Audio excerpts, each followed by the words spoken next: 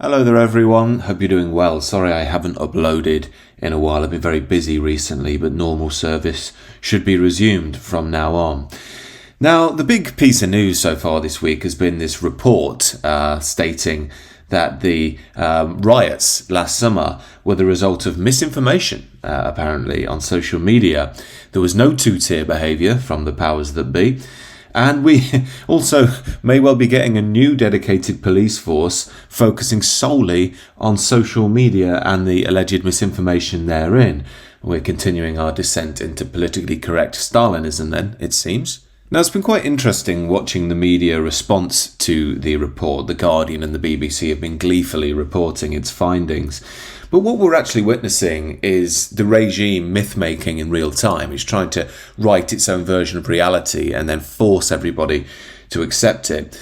Now, it goes without saying the riots were bad. I said at the time it was silly, violence is never the answer, and so on. But it is quite clear that these riots weren't solely down to just misinformation. And the powers that be want to hammer that line because that's a version of reality that's palatable to them. Of course, what they don't want to talk about is the actions of a second-generation migrant murdering children. You know, that might reflect badly on the supposed utopia of multicultural Britain.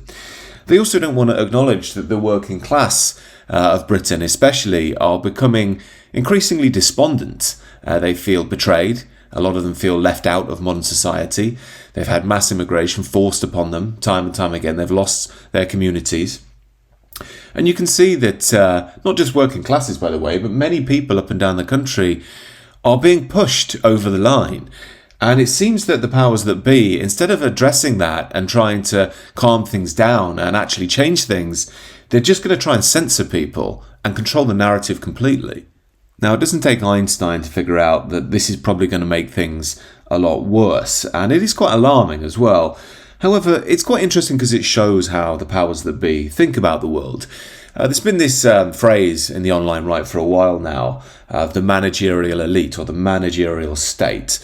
And I think this is a good example of what people are talking to there. What people mean by that is we're not so much ruled by leaders who have their own ideas or they're deeply embedded their own personal political philosophy. They're really empty vessels that are filled by the ideology of the state and will just carry out the whims of globalist liberalism like any bland middle manager would. Now, one of the key things about a managerial mindset that we have in the Western world at the moment is they tend to have a devouring mother energy when it comes to how they view society. They almost want to wrap everybody up and tell them what to think, so they create a nice, kind world, where everyone's well behaved and has the correct opinions. In many ways, they don't view people as free agents, capable of having organic thoughts of movements of their own. They view people as sort of unruly, misled children who need educating. And as I say, that will be educated into political correctness to have the right opinions. Now, you may have noticed that anyone in a position of power in this day and age, whether it's a cultural institution, a politician, a TV talking head, they all seem to have that Blairite worldview. And they have to. They wouldn't be in that job if they didn't. However, I do think that our elite are underestimating significantly the state of the country. Things are bad, and people out there are really, well, they're just being pushed over the edge. People are feeling like the country's in a state of decline. Cost of living's out of control. Mass immigration keeps going on. There are endless horror stories coming out of modern multicultural Britain. And if you speak about it in too edgy a way, you might get thrown in jail. I mean, it's getting ridiculous. And of course, it seems to me that the mainstream doesn't want to view things this way because, again, it's not palatable to them. They want to pretend that, their worldview is wonderful and utopian. But there's the same thing recently with adolescents and blaming Andrew Tate, for incels. And of course, as I've explored on this channel, that was just a repackaging of the issues that Britain is facing that's palatable to the liberal. Of course, the real issues they won't address at all, and it's going to get worse, but they will talk about it if they can, put it through their purity filter of intersectional politics, i.e. white male masculinity is to blame as always. But what they don't seem to realise is, let's just say you got rid of Andrew Tate, let's say he's guilty of these crimes, and he goes away. Someone else will take his place. This is how these things work, but the managerial elite doesn't think about things that way. It thinks about things like we can control everybody. If we control the narrative, if we control the information that people get, they'll all turn into happy clappy liberals like us and be good people, because that's a reasonable worldview. Yet as I've explored before on the channel, figures like Andrew Tate just don't come out of nowhere. He's a direct response to the excesses of feminism. Now, the mainstream seems to think people like Andrew Tate are just like spectres or disease that you can catch, and we just have to, get rid of the information and everything will be better. It's not how life works. Tate is an energetic response to the excesses of feminism. And so, as I say, you can get rid of him, but someone else will take his place. Some other, right-wing alpha Chad type will step into his shoes. And it's the same issue at the heart of the riots. People didn't go out and riot en masse because they saw some misinformation on Twitter.